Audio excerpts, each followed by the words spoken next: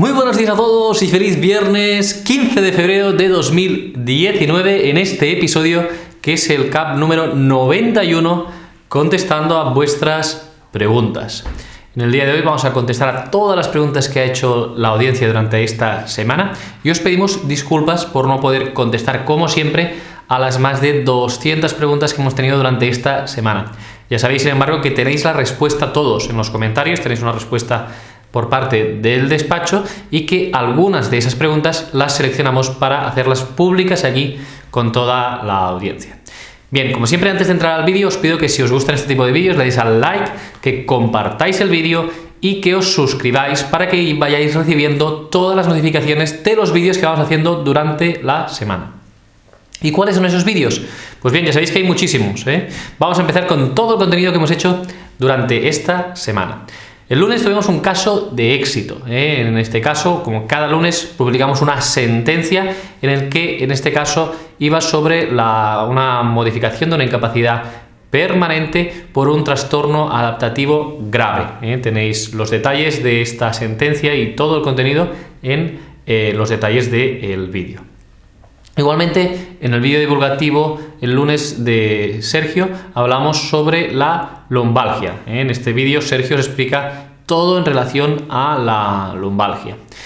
También vamos al martes. En el martes hicimos un vídeo divulgativo, en este caso de mi compañero Marc, en el que se habla sobre la incapacidad permanente por enfermedad profesional. Es decir, se explica todo lo que tenéis que saber sobre esta contingencia de la enfermedad profesional. Muy interesante este vídeo divulgativo. Y en el podcast, en misderechos.club, hicimos una entrevista al doctor de la Cuadra. En el episodio número 77 de misderechos.club, entrevista al doctor de la Cuadra para hablar sobre las patologías de los hombros, manguitos rotadores, etc. Un podcast bastante interesante con esta entrevista al doctor. Yo os recomiendo, si no lo escuchasteis, también el podcast que hicimos divulgativo el miércoles pasado, el número 76, sobre patologías de hombro. Muy interesante. El miércoles, ¿qué tuvimos? Pues tuvimos un nuevo vídeo de actualidad. En este caso hablamos sobre la jubilación anticipada de los bomberos, de los policías locales. Este Real Decreto que entró en vigor el 1 de enero de 2019, que permite a los policías locales anticipar la edad de jubilación ordinaria. Y también tuvimos el miércoles pues el podcast habitual de misderechos.club, en este caso el número 78, que lo dedicamos a hablar sobre las lesiones de los codos. La semana pasada hablábamos de hombros, pues esta semana hablamos de los codos. Epicondilitis, epitrocoleitis, pues también muy interesante ese podcast del miércoles. Y por último, ayer publicamos dos entradas en nuestro blog. Una hablando sobre qué es la situación asimilada al alta, muy importante a la hora de reclamar algún tipo de prestación pública, pues ya sea la jubilación, la incapacidad, la viudedad, etcétera, una serie de prestaciones que requieren de esa situación. Y también un blog post sobre si se puede cotizar a la Seguridad Social sin trabajar. En este caso, pues ya hicimos un vídeo también en YouTube, pues ahora lo tenéis por escrito en nuestro blog. Y hasta aquí los contenidos de esta semana. Ya veis que son muchísimos y que cada semana vamos haciendo más para que podáis tener mucho contenido y que sea de vuestro interés. Por último, y antes de empezar a contestar las preguntas de esta semana, recordaros que tenemos una calculadora. Esta calculadora te dice si cumples o no los requisitos para solicitar una incapacidad permanente. Y una vez la hayas hecho, podrás valorar luego el caso a nivel médico.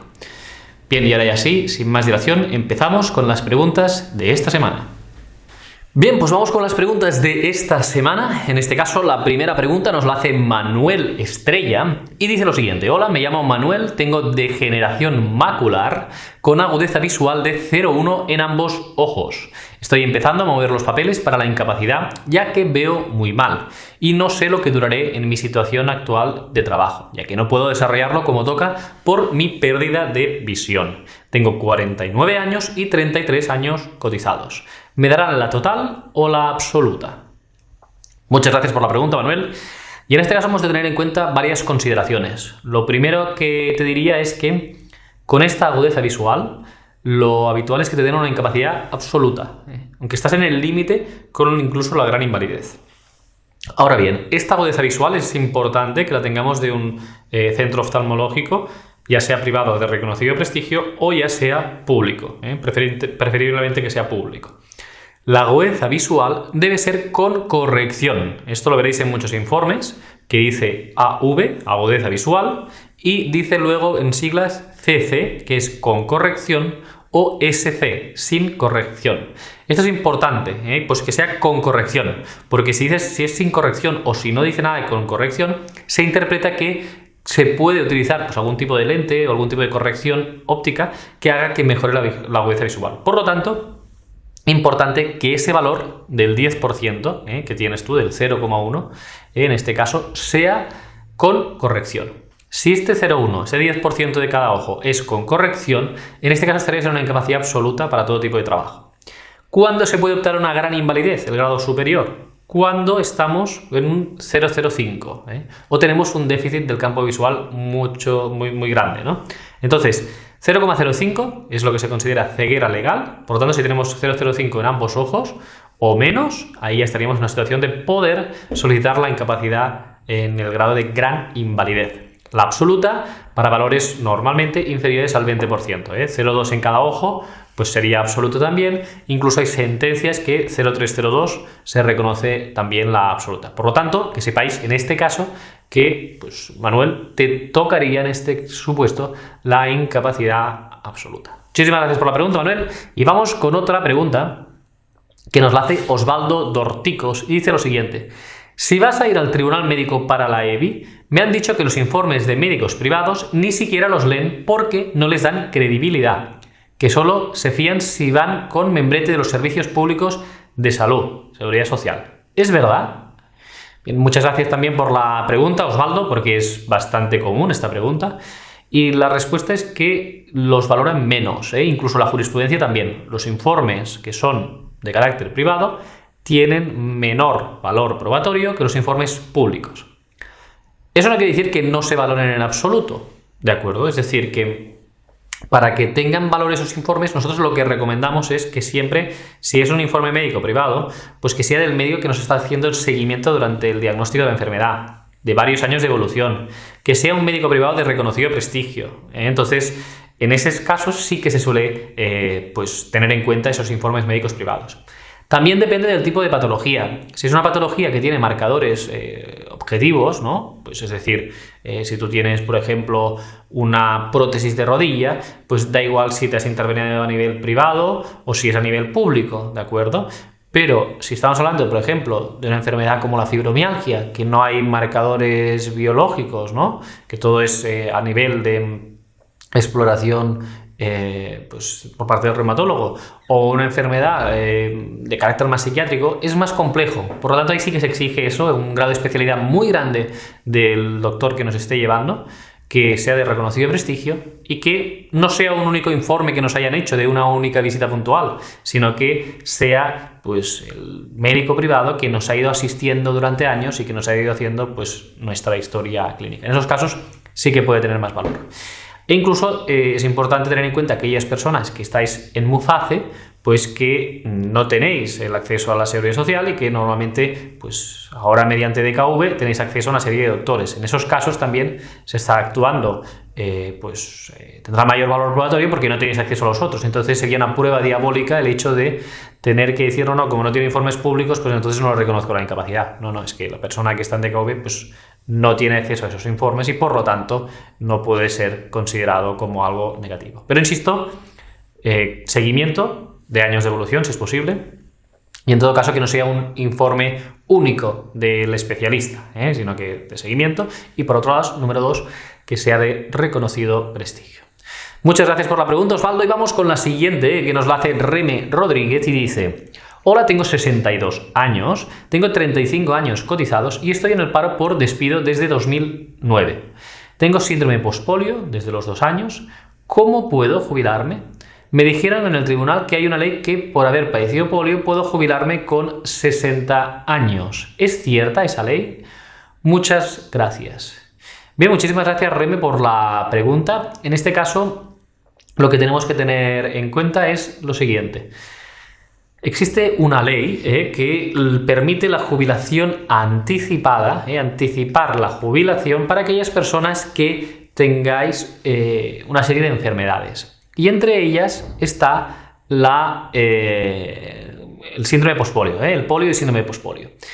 ¿Qué es lo que tenemos que tener en cuenta? Que para poder acceder a la jubilación anticipada por este motivo, se exige haber cotizado 15 años con el reconocimiento de ese 45% de discapacidad. Esto es importante que se tenga. Si no se tiene estos 15 años trabajados con el reconocimiento del grado de discapacidad, pues no se puede acceder a esta jubilación anticipada, ¿de acuerdo? Entonces, a los 60 podrías acceder, sí, siempre y cuando tuvieras estos requisitos. Es importante también que tengas en cuenta que para la jubilación ordinaria, cuando llegues a la jubilación ordinaria, debes haber cotizado un mínimo de 2 años de los últimos 15. Lo digo porque ahora mismo llevas ya sin trabajar 10 años y si cuando llegaras a la jubilación ordinaria no hubieras cotizado 2 años en los últimos 15, no podrías acceder a la jubilación. Eso es muy importante porque hay muchas personas que no lo tienen y en ese sentido pues es complejo luego poder acceder a una incapacidad. Por lo tanto, se debe cotizar como mínimo estos 2 años para poder acceder a esa jubilación. También importante que tengas en cuenta que para lo que sería una incapacidad permanente, sí que cumple esos años cotizados de carencia general. Voy a explicar cuál es. El pospolio es una enfermedad de carácter común y como tal, el cálculo es el siguiente. Para una incapacidad permanente tienes 62 menos 20, que son 42, y esta cantidad la dividimos entre 8, ¿vale? Entre 4, perdón. Entonces, una cuarta parte del tiempo transcurrido entre nuestra edad y los 20 años. Bien, 42 entre 4 pues nos da alrededor de 10 años y medio cotizados. Los cumples porque tienes 35, pero a la vez lo que nos exige la ley es una carencia específica. Es decir, que has cotizado dentro de los últimos 10 años una quinta parte de este periodo de los 10 años y medio. ¿Qué quiere decir esto? Pues que necesitas 2 años y 3 meses cotizados en los últimos 10. En tu caso, como no cotizas desde 2009 y estamos a 2019, los últimos 10 años, no lo has cotizado, por lo tanto no puedes solicitar la incapacidad laboral. Esto es muy importante que lo tengas en cuenta porque tampoco puedes acceder a la incapacidad laboral. Por lo tanto, nos quedaría solo la vía de la jubilación anticipada del 45%, si has trabajado 15 años con el reconocimiento de un grado de discapacidad del 45% o superior, o te tendrías que esperar ya a la jubilación ordinaria. Muchísimas gracias por la pregunta, Reme. Vamos con la siguiente, nos la hace Miguel Muñoz y dice: hola, tengo 54 años y desde hace 10 años me diagnosticaron una hipertrofia en el ventrículo izquierdo. Hace 5 años me implantaron un DAI por arritmia y hace un mes tuve una tormenta de arritmia 591 en total. Bueno, ahora tengo el corazón muy débil, ¿puedo pedir la incapacidad? Bien, muchísimas gracias por la pregunta, Miguel. En este caso que nos explicas, lo que tenemos que tener en cuenta es sobre todo pues la capacidad que tienes funcional del corazón. Has de pedir un informe al cardiólogo y en ese informe del cardiólogo que solicites debes valorar, en este caso, si te ponen la clase funcional. La clase funcional es una clasificación que se hace por parte de unas tablas, una escala que creó la Asociación de Nueva York de Cardiólogos, la New York Heart Association, creó esta escala que lo divide en 4 grupos sintomáticos, ¿vale? Clase funcional 1, clase funcional 2, 3 y 4. Estos grados pues dicen que la clase funcional 2 sería que estarías limitado para hacer trabajos de esfuerzo físico. La clase funcional 3 sería que tienes pues cansancio, ¿no? Lo que se llama disnea, a mínimo esfuerzo, es decir, que el mínimo esfuerzo que hagas pues te genera un cansancio muy importante. Y el clase funcional 4 ya serían casos muy graves que prácticamente requerirían de un trasplante de corazón. Entonces, claro, en un caso como el tuyo deberías saber qué clase funcional estás. Entonces esto le pides al cardiólogo que te haga un informe y si es clase funcional 3 podrías obtener una absoluta y si es clase funcional 2 una total para una profesión de esfuerzo físico exigente. Vamos a ver, hemos de tener en cuenta también que debemos saber si cumples o no los requisitos de cotización. Para ello, te recomiendo que uses nuestra calculadora, que entres a nuestra herramienta de evaluación de incapacidad, esta calculadora que tienes en los detalles de este vídeo, y ahí podrás ver si cumples o no los requisitos de cotización para poder acceder a una incapacidad laboral. Y después, pues es valorar estos informes médicos que puedas tener actualizados del cardiólogo, a ver si puedes o no conseguir una incapacidad laboral. Muchísimas gracias por la pregunta, Miguel. Y nos vamos con la siguiente. En este caso es María Luisa Martín, que nos dice: buenos días, a mi madre le acaban de conceder la pensión de viudedad, pero le han concedido solo el 56%. No tiene ningún ingreso más, ni rentas de ningún tipo. Tiene 3 hijos ya casados. La pensión que le ha quedado es de 715 euros. ¿Tendríamos que ir a reclamar ese 4% que le corresponde? Saludos y muchas gracias por vuestra información. Bien, muchísimas gracias por la pregunta, María Luisa. Pues en este caso sí, si tu madre está viviendo sola y no tiene ningún ingreso adicional a esta cantidad, lo que se debería hacer es ir a la Seguridad Social y pedir el incremento de ese 4% para que cobre el 60%. Insisto, tenéis el vídeo que hicimos hace unas semanas sobre la pensión de viudedad y ahí podéis acceder pues a la normativa que regula este Real Decreto que se aprobó en julio de 2018 para poder solicitar ese 60%. En la página web de la Seguridad Social también tenéis un enlace con el formulario para solicitar ese incremento, ¿de acuerdo? Muchísimas gracias por la pregunta, María Luisa, y vamos con la siguiente, que nos la hace Carlos Ceballos y dice: hola, mi correo es Carlos Ceballos, tengo hemianopsia, heteroнимia izquierda, por culpa de un accidente de trabajo. Tengo 33 años, la empresa se llama Securitas y mi pregunta es: ¿la empresa tiene que pagarme una indemnización? Bien, muchísimas gracias por la pregunta, Carlos.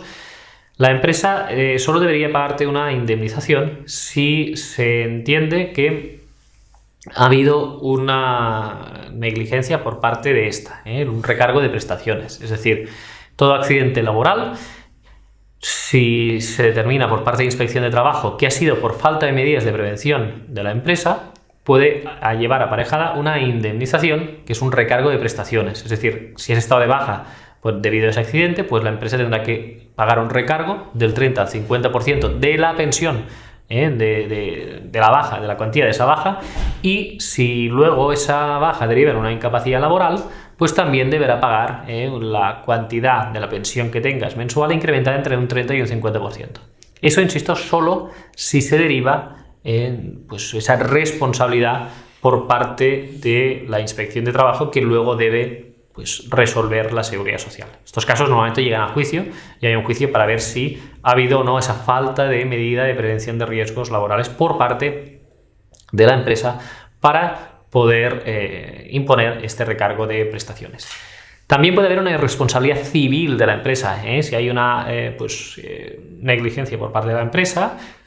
También existe la posibilidad de reclamar una indemnización de responsabilidad civil, que se puede reclamar en la vía laboral también, y que se determina en función también del baremo de accidentes de tráfico, ¿vale? Esto se puede también reclamar a la empresa, e incluso en los convenios colectivos puede ser que exista pues la posibilidad de que, si el contrato se extingue debido a una incapacidad por accidente de trabajo, algunos convenios colectivos fijan una indemnización en el caso de que se reconozca esta contingencia, una incapacidad permanente, ya sea total o absoluta. Algunos convenios colectivos pues tienen fijada una indemnización a favor del trabajador pues que tenga esta situación. Esto es un poco la regulación que existe, Carlos, de los accidentes de trabajo. No obstante, no quiere decir que en todo caso se vaya a imponer una indemnización a la empresa. Normalmente son los mínimos, es decir, accidentes más leves o en los que intervenga una culpa grave por parte del trabajador, pues ahí no va a haber indemnización, o la indemnización se va a moderar bastante. Y en el caso que sí que haya una falta de medidas por parte del empresario, pues ahí sí que hay la posibilidad de unas indemnizaciones o unos recargos más altos a favor del trabajador. Muchísimas gracias por la pregunta que nos has hecho, Carlos, y vamos con la siguiente pregunta que nos hace Jorge Esteban, y dice lo siguiente: hola, llevo 8 meses incapacitada por una artritis reumatoide y el síndrome del manguito rotador bilateral. El dolor es muy fuerte y no me quieren dar más incapacidad. ¿Qué debo hacer? Bien, muchas gracias por la pregunta, Jorge. Me imagino que estás en una situación de incapacidad, te referías a la incapacidad temporal, 8 meses de baja, y te han dicho que no te quieren dar más plazo de incapacidad o te han dado el alta médica, me imagino. Bien, en estos casos lo que se debería mirar es con el traumatólogo, ver hasta qué punto se han agotado las posibilidades terapéuticas del manguito rotador, ¿no? De estos síndromes del manguito rotador que tienes en ambos hombros, y entonces en ese sentido ver hasta qué punto, pues insisto, se han agotado todas las posibilidades terapéuticas, si te pueden intervenir, si te pueden infiltrar, a ver cuál es la situación de los hombros. Igualmente, por la artritis reumatoide, lo que se debería ver es el tratamiento al cual estás sometido, si estás en un momento de algún brote, etcétera, ¿no? Entonces, también, pues importantísimo, informe del reumatólogo en el que informe si se han agotado todas las posibilidades terapéuticas, si estás con tratamiento biológico, etcétera.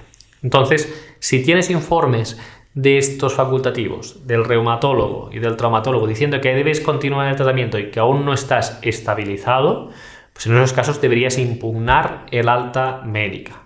Si la gravedad de estas patologías pues, no es tal y se entiende que te has curado, no curado al 100% en el sentido de una curación total, sino que se ha estabilizado las secuelas de esa patología y no son suficientemente graves para impedirte trabajar, pues ahí es difícil que puedas hacer nada.